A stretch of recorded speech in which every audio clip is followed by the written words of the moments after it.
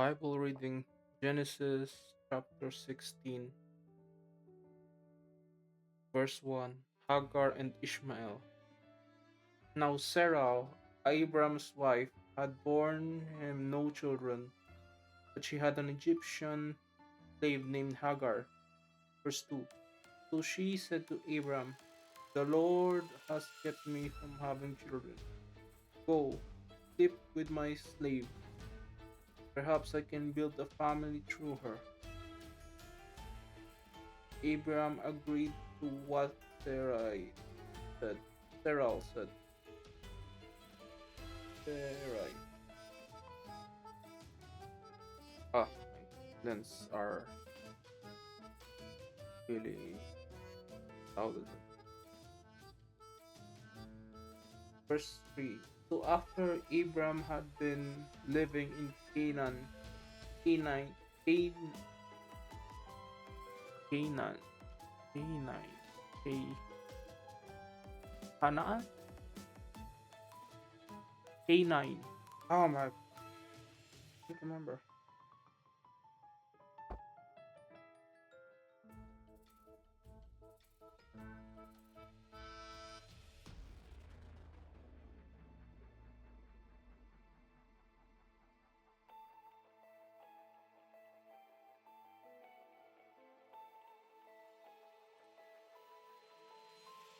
Canaan, Canaan. Okay.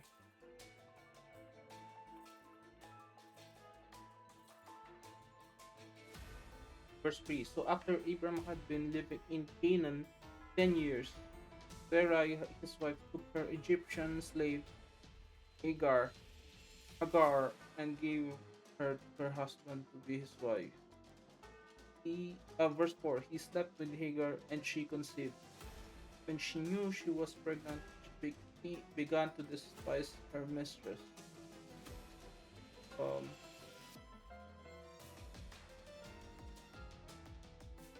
Sarai. I don't know what to tell you, but yeah, that's envy, one of the seven deadly sins. Verse 5. Then Sarai said to Abram, "You are responsible for the wrong I am suffering." I see. I don't even know. Like, is that vainglory? Something.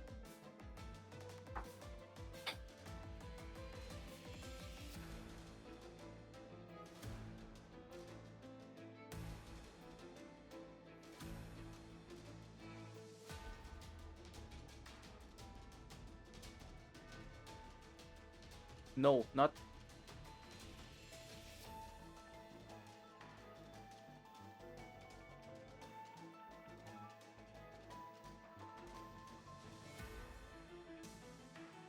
Um.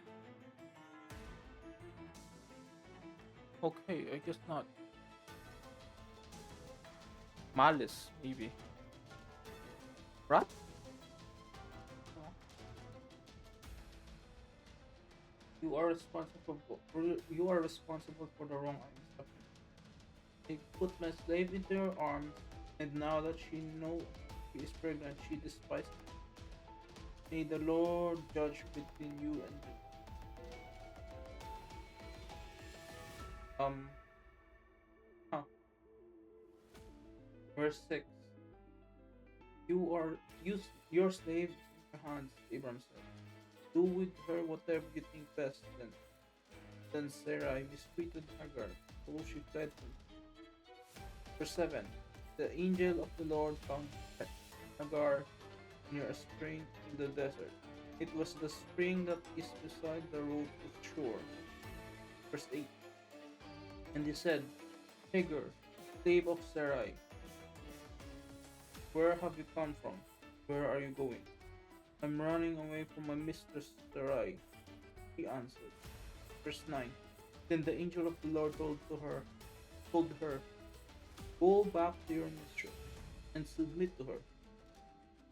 Verse 10. The angel added, I will increase your descendants so much that they will be too numerous to count. Verse 11. The angel of the Lord also said to her, you are now pregnant, and you will give birth to a son. You shall name him Ishmael, for the Lord has heard your misery.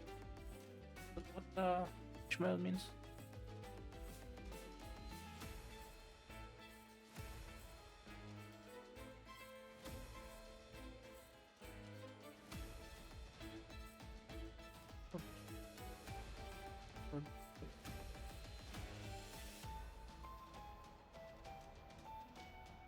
Verse 12.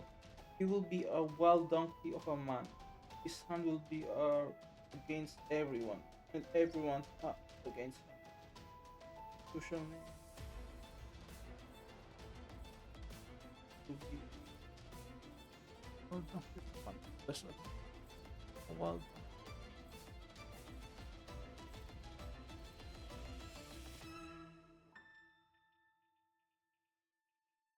So an unruly person that will both admire, get people to admire him, but also covet him and hate him. That's what I'm getting at. Because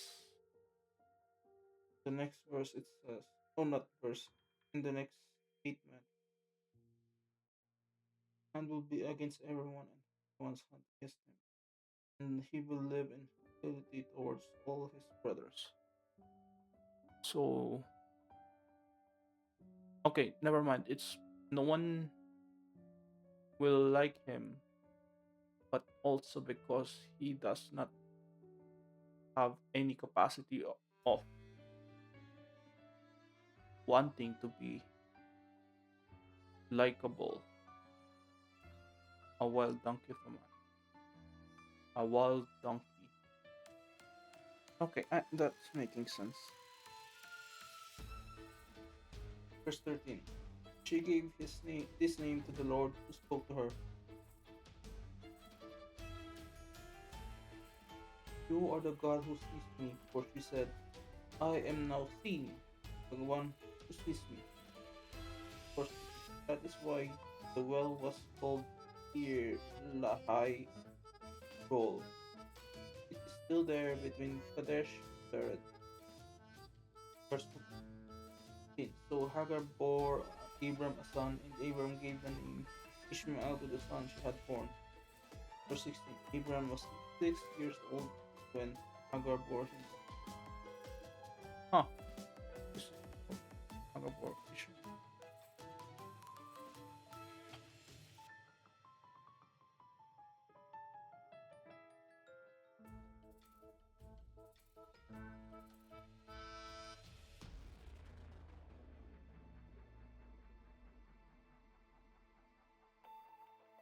The covenant of circumcision.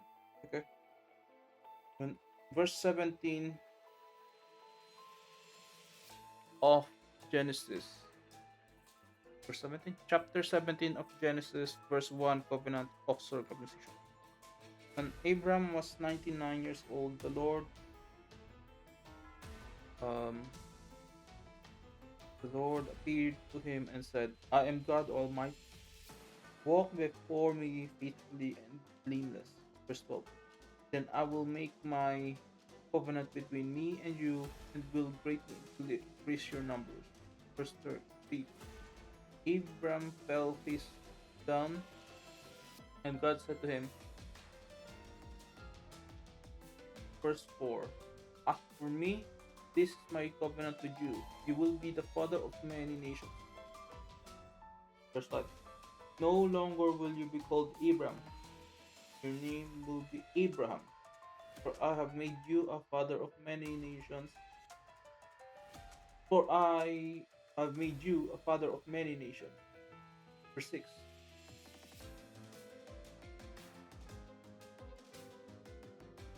I will make you very fruitful. I will make nations of you, and kings will come from you. Verse 7. I will establish my covenant as an everlasting covenant between me and you and your descendants after you for the after you for the generations to come, to be your God and the God of your descendants after you. Verse 8. The whole land of Canaan, where you now reside as a foreigner, I will give as an everlasting possession to you, your descendants after you, and I will be their God. Verse 9. Then God said to Abram, as for you, you must keep my covenant, you and your descendants after you for the generations to come. Verse 10. This is my covenant with you and your descendants after you. The covenant you are to keep, every male among you shall be circumcised. Verse 9. Verse 11. You are to undergo circumcision, and it will be the sign of the covenant between me and you. Verse 12. For the generations to come, every male among you who is 8 days old must be circumcised, including those born in your household or bought with money from a foreigner. Those who are not your offspring. Verse 13. Whether born in your household or bought with your money, they must be circumcised. A covenant in your flesh to be an everlasting covenant. Verse 14. Any uncircumcised male who has not been circumcised in their flesh will be cut off from his people. He has broken my covenant. Verse 15. God also said to Abraham, as for Sarai, your wife, you are no longer to call her Sarai.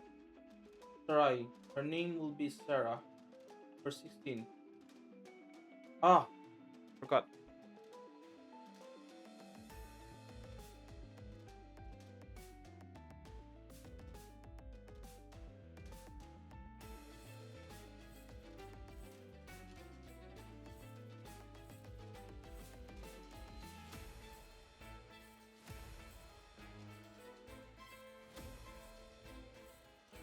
Verse 15. I will bless her and will surely give you a son by her. I will bless her so that she will be the mother of nations. King of peoples will come from her. Kings of people come from kings of people. So multiple kings, plural of people. So because it's kings, it should be king. Because people is already plural, while also peoples. I think it's an adjective. So king of people, of the people, would mean singular king for the people. Kings of people meaning multiple kings for different types of people. Because it's like a chieftain and their tribe. I think that's the best bit. Probably.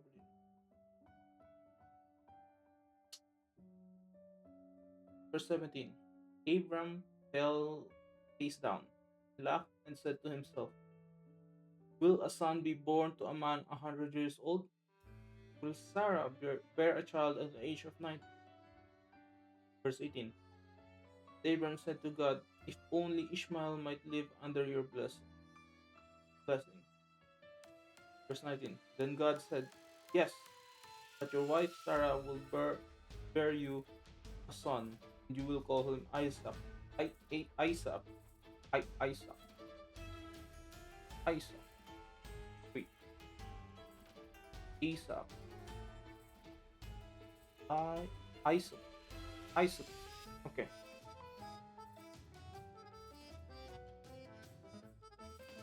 Isaac. Sarah is from Sarai.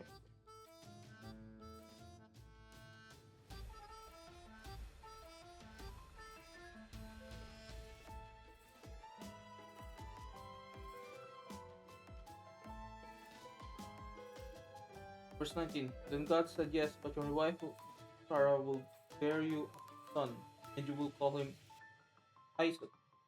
Isaac. I will establish my covenant with him as an everlasting covenant for his descendants after him. Verse 20. And as for Ishmael, I have heard you. I will surely bless him. I will make him fruitful and will greatly increase his numbers. He will be the father of 12 rulers, and I will make him into a great nation.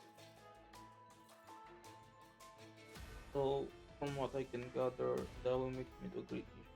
Before the philosophical meaning of the nation is the people, not the place.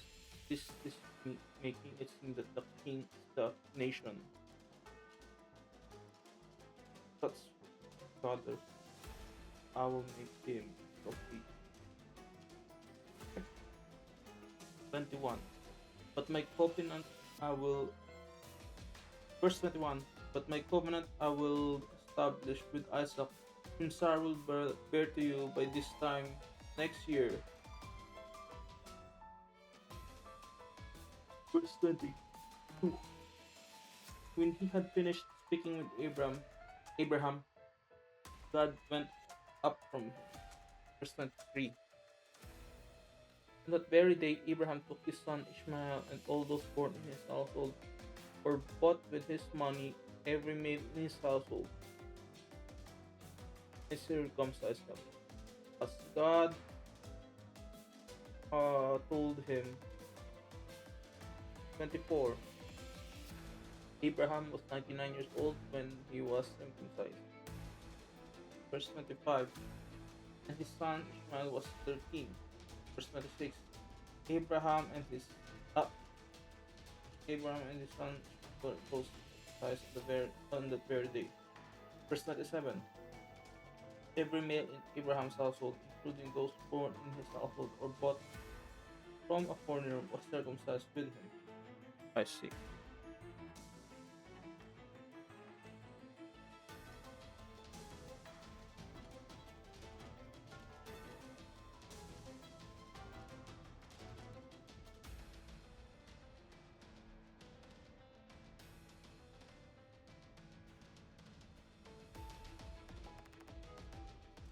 Chapter 18 of Genesis, Great Visitors. Verse 1. The Lord appeared to Abraham near the great trees of Mamre. Mamre. I don't know. While he was sitting at the entrance to his tent in the heat of the day. Verse, verse 2. Abraham looked up and saw three men standing nearby. When he saw them, he hurried from the entrance of his tent to meet them and bowed low to the ground. Verse 3. He said, If I have found favor in your eyes, my Lord, do not pass your servant by. Verse 4. Let a little water be brought, and then you may all wash your feet and rest under this tree. Verse 5. Let me get you something to eat, so you can be refreshed and then go on your way. Now that you have come to your servant, now that you have come to your servant. Very well, they answered, do as you say. Verse 6. So Abraham hurried into the tent of Sarah. Quick, he said, he said, get 3 seahs, the finest flour. That's probably a measurement. Get 3 seahs, finest flour, knead it, and bake some bread. Okay, bread. The, the first time I heard it in the Genesis. Verse 7. Then he ran to the herd and selected a choice tender calf and gave it to a servant who had to separate it. Verse 8. He then brought he then he then brought some curds and milk. He what? He then brought some curds and milk and the calf that had been prepared and set this before them. While they ate, he stood near them under a tree.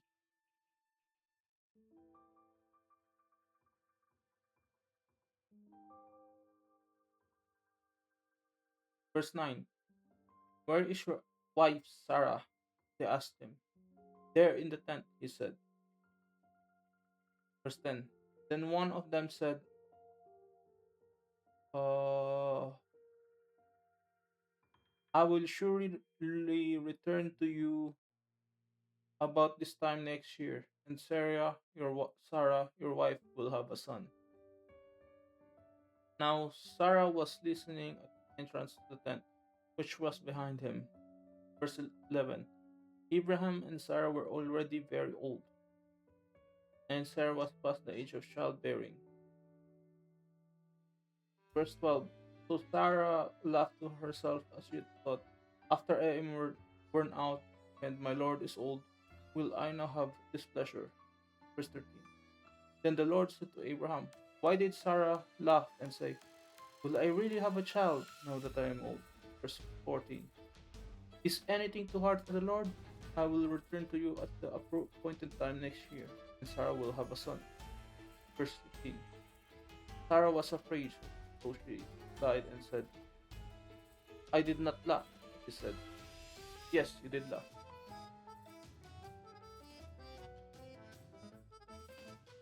Huh.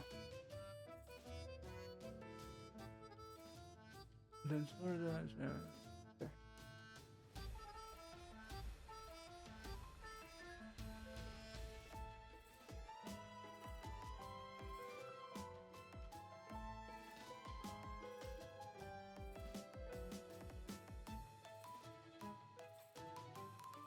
Maybe.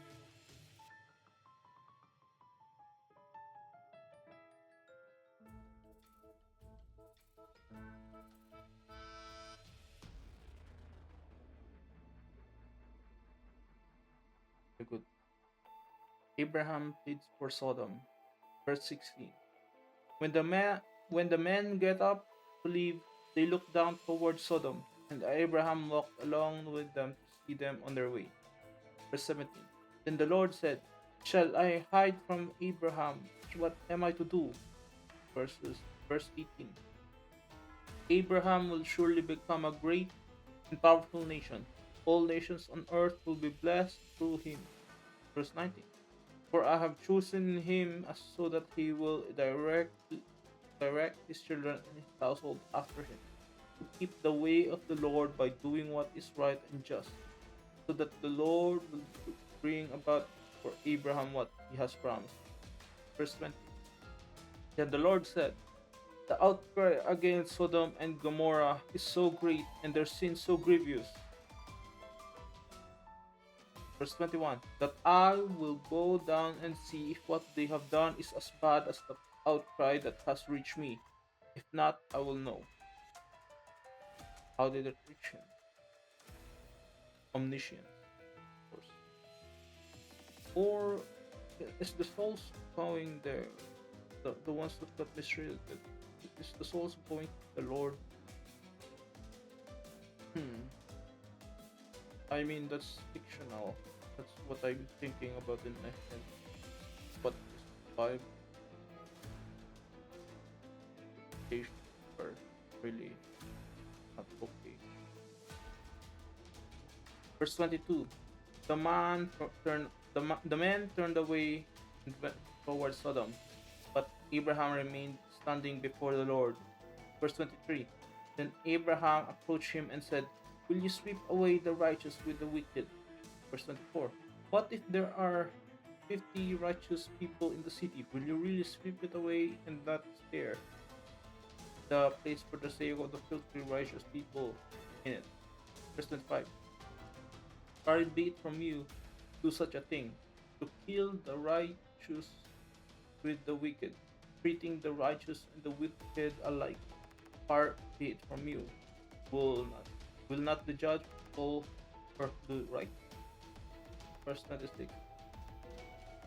The Lord said, if I find 50 righteous people in the city of Sodom, I will spare the whole place for their sake. Yes, the majority and minority does not make equal moral right, because to the Lord everyone is equal. Or if one is good, in 100 people, they will be judged not as a collective, but as an individual.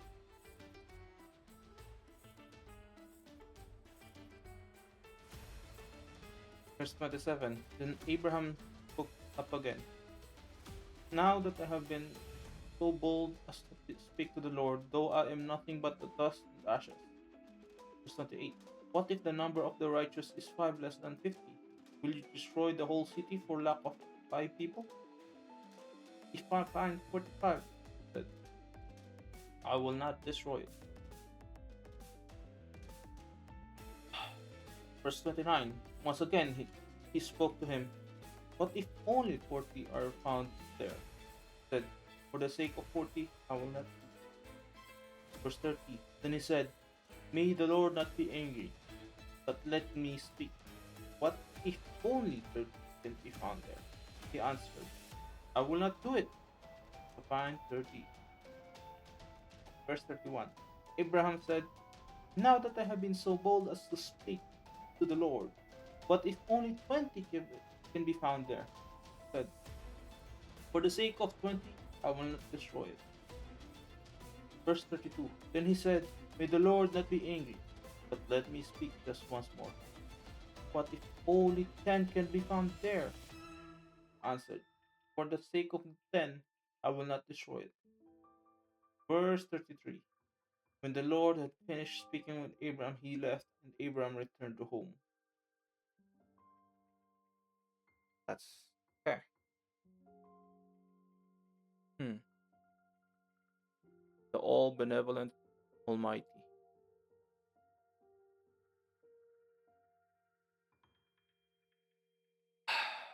Jesus, Lord King of Salamat po